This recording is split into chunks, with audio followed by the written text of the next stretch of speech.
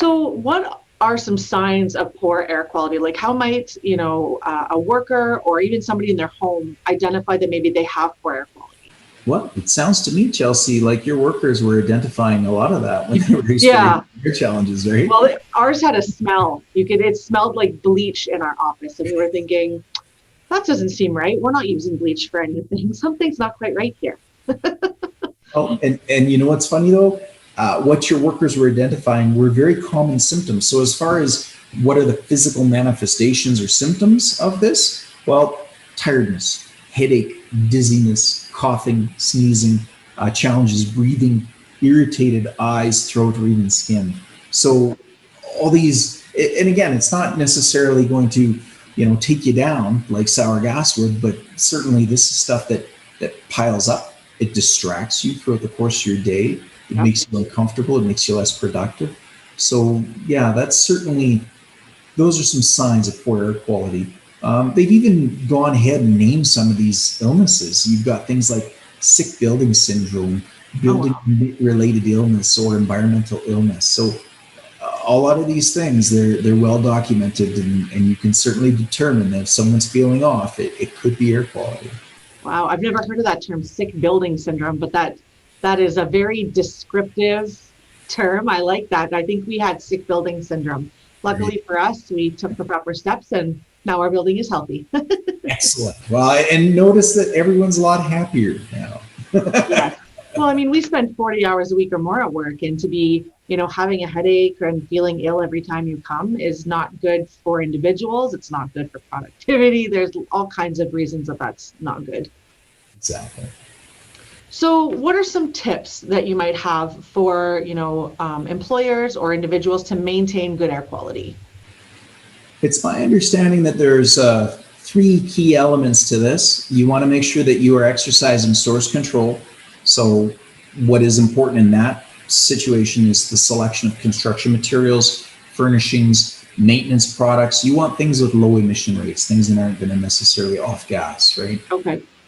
You also want to restrict occupant use of fragrances or scented products. As much as it's a wonderful thing, it can also pollute the air, right? Yeah. The other element to that, ventilation. You want to make sure that you are running an HVAC system and you're circulating the air around. So as I mentioned earlier, outdoor air to clean the contaminants inside. And then you want to make sure that you are using filters to clean indoor air from particles, nuisance gas vapors. If you actually look into the various filters and filter ratings, whether you're using a MERV 11 or a MERV 13 or any of these filters, they'll state right on them what it is that they pull out and how efficient they are. So most are going to do particles. Many will do allergens as you move into the higher end of things. And then some will do nuisance gas vapors. Okay. Excellent.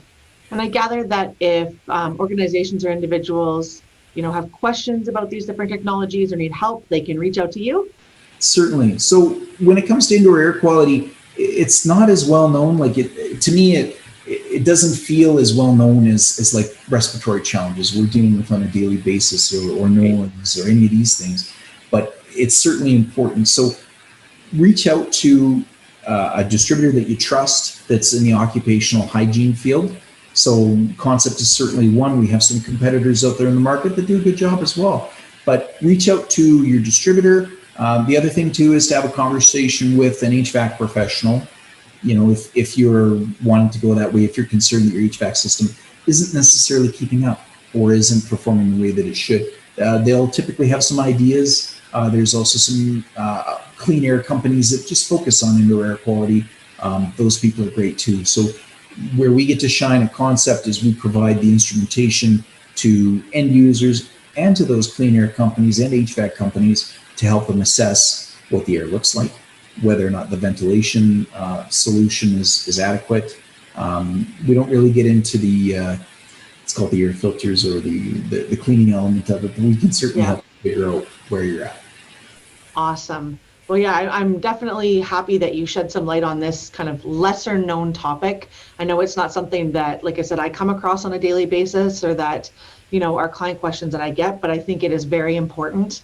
I know even personally, it's very important for us. We're always trying to find ways to keep our air cleaner so that we aren't sneezing and coughing and rubbing our eyes all night while we're trying to enjoy our life. So I think that was really, really helpful information. Any final thoughts on indoor air quality that you want to share? Biggest thing is when it comes to indoor air quality, you need to know that it's a factor. You need to know that it's there, and it may be impacting you. I think one of the most common indoor air quality impacts that I think of would be back to time spent in school.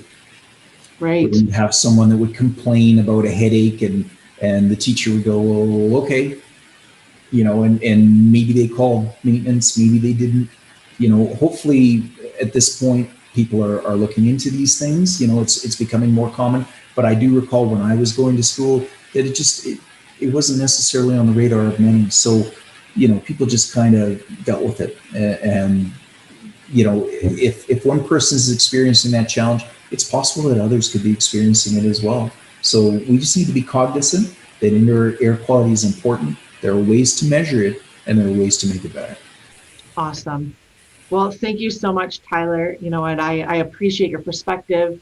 You're so knowledgeable. Your technical knowledge is kind of unparalleled. So thank you so much for your time. For those of you watching, again, if you have any questions relating to industrial hygiene or any of those types of topics, you can reach out to Tyler Key at Concept Controls. You can reach out to me, Chelsea Tannehill from Shift OHS, and I can help facilitate that conversation for you. Thank you again, Tyler, for your time. Thank you, viewers, for watching. Take care, everyone. Stay healthy, stay safe. Thanks for having me, Chelsea. You're welcome. Take care.